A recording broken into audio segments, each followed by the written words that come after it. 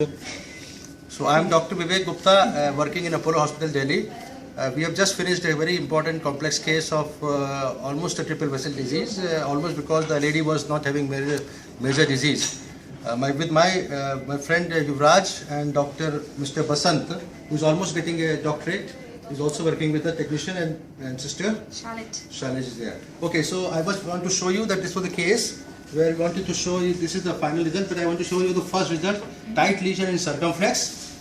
Next, a lady was borderline or distal disease with a small 70%, but we chose not to stent this vessel at this point of time. Next. Then RCA was having a moderate disease, moderate to severe disease in the proximal segment and tight disease in the mid segment. It is looking very calcified, so we were really skeptical. So we went one by one. Next. So we jump immediately to the RCA shot. We wired, we had a difficulty in crossing the mid segment lesion with 2 cm balloon. So finally the balloon was not going, so it was calcified. We used 2-eye technique. Balloon was still not at this point. Next, we did a balloon with a dilatation with a 1.25 mm balloon, but further the 2 mm balloon was not going. So we decided to do a proximal angioplasty of the stent. We have done a direct angioplasty of the proximal segment with the stent 2.5 into 17 mm stent from Lancer, and then we finished this procedure with the POBA in the mid segment.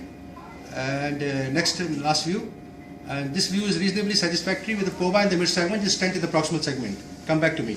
So this was a strategy we chose because of the highly calcific lesion in the mid RCA, and we thought that it will be useful later on, but still the flow was maintained, and the lesion, which was about 90%, was reduced to about 60%.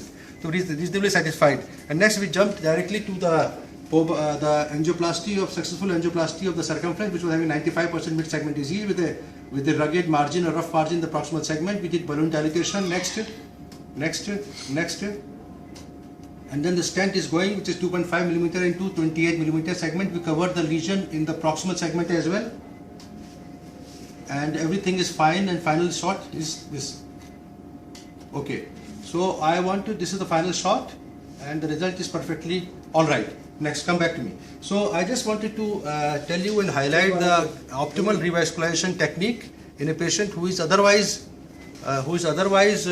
limited in the hardware as far as cost is concerned. We did as a charity because this was a free ward patient, and a very poor patient referred by a Union Minister of Government of India, and we had to really take a stent also free of cost, so patient is not paying anything or very little, and so we are satisfied because we did a proximal RCA.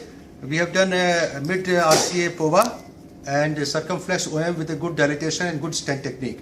And we have to follow up this patient after 6 months to see the mid RCA POBA as well as the distal LAD. If we want to put this 2 stents, we'll put it still. So this is optimal revascularization where the patient has been treated reasonably well without any major complication. And I hope you understand that sometimes we should not push too much to do everything at the same time, because that can lead to really complications. So if you want to avoid complications, you have to be judicious in choosing the hardware, in doing what we want to do with it, and with the maximum benefit coming to the patient. Thank you very much, and again Dr. Yuvraj and our sister who is working here for last so many months helping us, and we finished this case, and just show the last shot again, and then we finalize this video.